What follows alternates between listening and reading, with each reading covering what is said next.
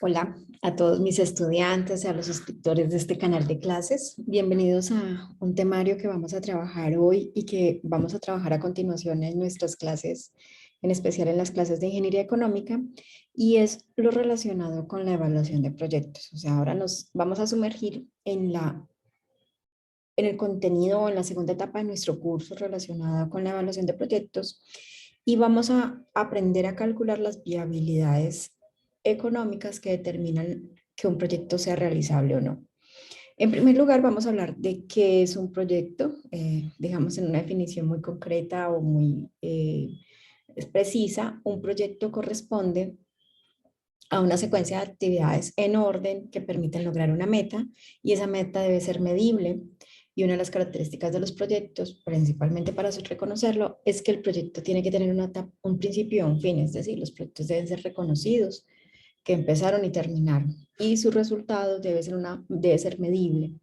En ese orden de ideas, vamos a hablar del ambiente de la evaluación, de las viabilidades o las diferentes viabilidades que determinan la posibilidad de la realización de un proyecto.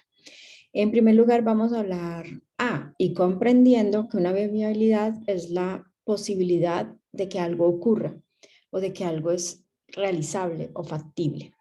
En primer lugar, vamos a hablar entonces de una viabilidad comercial o, en su defecto, una viabilidad de mercado.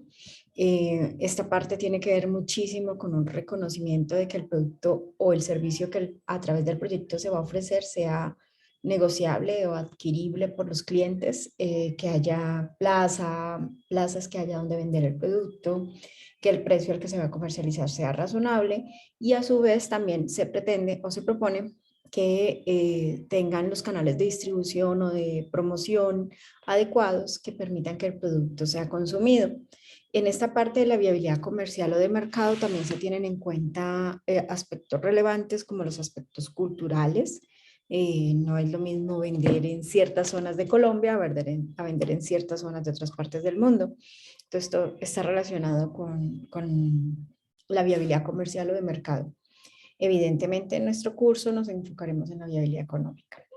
La otra viabilidad es la viabilidad legal, que corresponde a un marco normativo donde los proyectos encajan. Hay una zona permitida y hay una zona prohibida. O sea, los marcos normativos a nivel de las organizaciones o de los estados o de las secuencias de los países están enmarcadas con una normatividad que prohíbe algo y una normatividad que permite la realización de otras cosas. Y hay una zona intermedia que es una zona legal. No es que la zona legal en Colombia sea muy grande, no se trata de eso, sino que era la amplitud de la columna.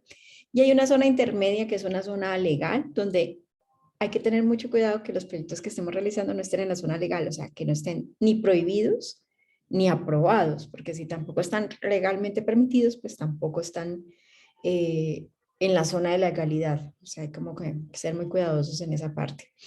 Otra de las viabilidades de los proyectos es la viabilidad ambiental.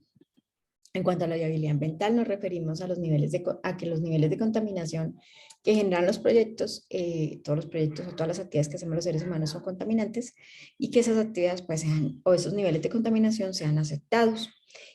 A nivel de Colombia hay algo que se llama las regalías, que es el reconocimiento monetario que hace un privado al Estado por la explotación y el aprovechamiento, o en este caso el agotamiento y la destrucción de los recursos naturales. Perdón ahí por la opinión personal de agotar y destruir los recursos naturales, pero bueno, digamos cuando el privado explota los recursos naturales, hace un pago a la nación que se llaman regalías. Las regalías es ese recurso monetario que le transfiere el privado a la nación por decir, hey, exploté esta cantera no sé, exploté esta cantera, exploté este viaducto, no, perdón, exploté este aprovechamiento de oro, todo esto, y entonces se crean los viaductos, se crea el gasoducto, se crean todas estas, digamos, infraestructuras para el aprovechamiento de los recursos naturales, y esas se llaman las regalías. Las regalías llegan a la nación y luego la nación, con los recursos de regalías, se los distribuye a las ciudades, comunidades y territorios más pues que en efecto tiene un impacto por la gestión de ese proyecto ambiental, pero también se lo distribuye a las ciudades o territorios que piden el uso de esos recursos. En Colombia existe la ANLA, que es la Autoridad Nacional de Licencias Ambientales, o sea, en Colombia la ANLA emite las autorizaciones de las licencias ambientales. Luego nos queda la viabilidad social, que es los impactos a la comunidad, es decir, todos los proyectos van a tener un impacto hacia la comunidad y hay unas metodologías de medición de los impactos sociales y de los beneficios sociales. Luego nos queda entonces la viabilidad económica, que es la que es más relevante para nosotros, que es en la que vamos a profundizar. Y la viabilidad económica está relacionada con el retorno de la inversión para el inversionista, que tenga ganancias. O sea, los inversionistas quieren participar en los proyectos si van a obtener ganancias. Si no van a obtener ganancias, no estarían interesados en la participación en el proyecto. ¿Qué más hablamos de la viabilidad económica? Pasaré ahora a una hoja en la que discutiremos un poco más la viabilidad económica. Y para cerrar las viabilidades está la viabilidad gerencial. Las viabilidades gerenciales más relacionadas con las habilidades de que sí exista un gerente capaz de ejecutar el proyecto, que tenga los dones, los atributos, la experiencia y la capacidad de llevar adelante el proyecto, que sea como ese director de orquesta, con capacidad de reaccionar ante lo imprevisto, con capacidad de atender, gestionar, resolver. No todos son buenos gerentes, no todos somos buenos gerentes. Hay una capacidad innata que viene en muchas personas, que es esa capacidad de atender prontamente, de cambiar de ruta, pero llegar al final a la meta planificada, a pesar de los cambios, de los ajustes. Hay unas personas que son un poco más rigurosas y no reaccionan de manera adecuada ante los cambios. Hay otras personas que sí, y esas capacidades gerenciales son bastante importantes. No todas las personas son buenos gerentes, ni todos los gerentes son buenos gerentes de proyectos. Así que a veces hay proyectos con muy buena planificación comercial, con buena planificación de mercado, con buena planificación legal, tienen buen planteamiento, tienen excelentes capacidades de ofrecer el producto, de canales de distribución, el producto va a ser bien comprado, tiene viabilidad ambiental, tiene licencias ambientales, tiene viabilidad social, tiene excelentes márgenes de rentabilidad, viabilidad económica, pero no es un gerente que lo ejecuta adecuadamente. O el gerente que contratan para que lo ejecute, ese gerente del proyecto no puede sacar adelante el proyecto. Entonces también es como esa mezcla en esos dones especiales que tendrían las personas en su experiencia y en su capacidad de ser buenos gerentes. Repito, hay proyectos también formulados y sus características son tan notables que, o su capacidad de alcance y su alcance es tan alto que casi que necesitan a un Superman o a una Supergirl para gerenciarlos. O sea, son proyectos de unos largos alcances y no todo el mundo podría llevarlos adelante. Entonces, esa es la parte de la viabilidad gerencial. Entonces, 6 viabilidades: viabilidad, capacidad o posibilidad de que algo se realice. Entonces, está la viabilidad comercial, la viabilidad legal, la viabilidad ambiental, la social, la económica y la gerencial. Ahora, bueno, hay una viabilidad que estoy omitiendo, perdóname, en especial mis estudiantes de ingeniería. Entonces, técnicamente nos iríamos a una séptima viabilidad, que es la viabilidad de ingeniería. La viabilidad no es de ingeniería, es la viabilidad técnica. En la parte de la viabilidad técnica se refiere más a que exista la tecnología y la capacidad de producir lo que el proyecto plantea, el proyecto propone. En este caso es un buen ejemplo, una viabilidad técnica, es que hace poco con todo este tema del COVID sabíamos que necesitábamos un gran volumen de vacunas, pero no existe una máquina que reproduzca todas esas vacunas, o no existe una tecnología, o no existe la ingeniería aplicada que produzca todos esos millones o billones de requerimientos de vacunas para la distribución inmediata. O sea, no había viabilidad técnica. Había viabilidad comercial, seguramente había viabilidad legal, seguramente había viabilidad económica, ya para pagarla, viabilidad social, el efecto pues, que podía producirse por tener el proceso de vacuna, pero no había una máquina que produjera todas las vacunas. Ese es el tema de la viabilidad técnica, que exista ese tema o esa ingeniería aplicable para esas producciones que plantea el proyecto. Entonces, siendo más concretos y más adecuados, digamos que son 7 viabilidades. La viabilidad gerencial a veces uno no la encuentra mucho en los textos, pero sí hay grandes proyectos que han fracasado porque han tenido un mal gerente.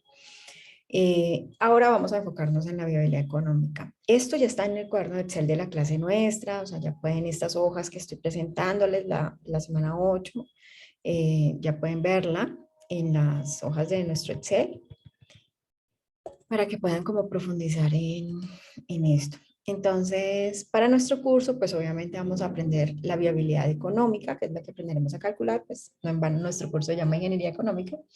Y en cuanto a la viabilidad económica, hablamos que haya retorno de la inversión para el inversionista, es decir, que obtenga las ganancias de su inversión. Y hablaremos de algo que se llama VPN, TIR y TCO. O sea, agregamos 3 nuevos conceptos a nuestra clase. Vamos a hablar en primer lugar que los inversionistas son las personas que tienen los recursos monetarios, o sea, que tienen y ellos esperan una tasa mínima de rentabilidad aceptada. Esa tasa mínima de rentabilidad aceptada es la tasa que ellos van a evaluar para elegir las alternativas de inversión o poder tomar la mejor decisión de su proyecto. Hablaremos entonces que esa tasa de rentabilidad aceptada se llama TIMAR, que es la tasa mínima aceptada de rentabilidad, también se llama I asterisco, que es la tasa de costo de oportunidad, también se llama WACC, que es el costo de capital promedio ponderado, y también se llama TCO o I asterisco, que es la tasa de costo de oportunidad. Esa es una tasa de interés del inversionista.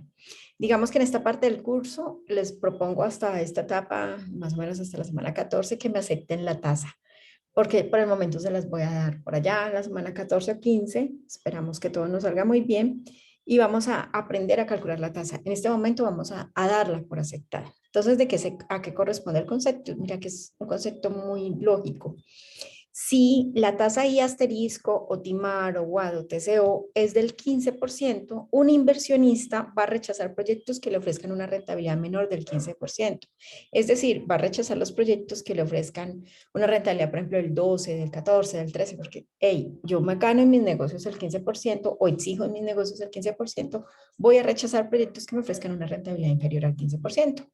O sea, en un sentido natural, lógico de inversionista, él seleccionará proyectos que su tasa de rentabilidad de ese proyecto sea más alta que la tasa que él elige para aceptar los negocios.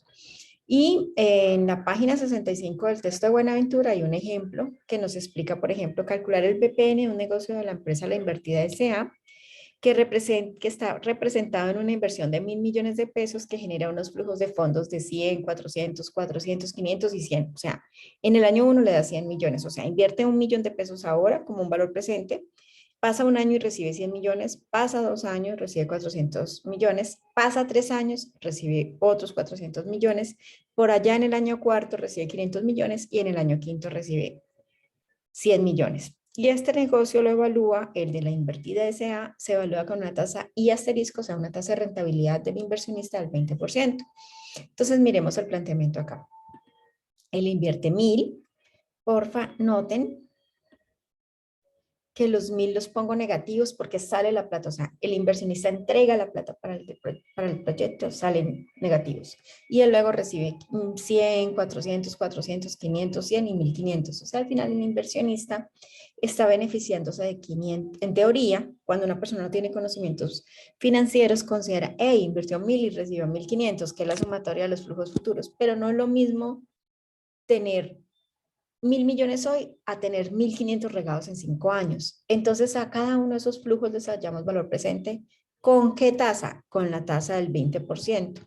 Entonces, por ejemplo, decimos, hey, 100 millones dividido en 1 más G36, o sea, con la tasa y asterisco del 20%, elevado a un año, 100 millones dentro de un año es como si fuera hoy 83.300. 400 millones dentro de 2 años es como si fuera hoy 277 millones. 400 millones dentro de 3 años con una tasa del 20% es como si fuera hoy 231 millones. 500 millones dentro de 4 años es como si fueran hoy 241 millones. 100 millones dentro de 5 años con una tasa del 20% es como si fueran hoy 40 millones. Y le sacamos la sumatoria a esos flujos futuros, al valor presente de los flujos futuros. Y nos da 873.900. Notemos que la inversión inicial en el momento cero es de 1.000 y el valor presente de esos flujos futuros es de 873. Significaría que no es rentable. O sea, invierto 1.000 y toda la plata que me dan, que son 1.500 en retorno, pero regados en 5 años, traerlos al presente, me da 873. No, no es un negocio razonable. Entonces, este se llamaría BPN. ¿Qué es el BPN? Valor presente neto. ¿Qué significa la ganancia monetaria en términos presentes de la inversión? En este caso, el BPN sería menos 1.000 que salieron, más 873.900, que es la sumatoria del valor presente de los flujos futuros, o sea que sería 126.09. Esto significaría que el valor presente de esos flujos futuros regados en el tiempo no me alcanzan para cubrir la inversión inicial. Significa que el negocio no sería interesante. Entonces, miremoslo hasta acá, en esta parte del ejercicio, como nos estamos moviendo, por así llamarlo, o en esta presentación que quiero hacer de este video, estaríamos hablando que la sumatoria del valor presente de los flujos futuros no le da al inversionista para atender la inversión inicial, o sea, le da 873 y él entrega 1.000, no le sirve. O sea que ahí podríamos pensar que este proyecto es rechazado. Entonces, un proyecto es viable cuando el BPN es mayor a cero y cuando la tasa de costo la tasa, la TIR, que es la tasa interna de retorno del proyecto, supera la TCO. En nuestra siguiente clase, en la clase que tenemos prontamente, vamos a aprender a calcular la TIR. No quiero usar el video para eso, quería usar el video para la introducción al concepto y para que viéramos qué es el BPN. Y en nuestra siguiente clase vamos a trabajar en ese temario y también vamos a trabajar en estos ejercicios de proyectos en nuestra clase. ¿Listo? Un gusto. Chao.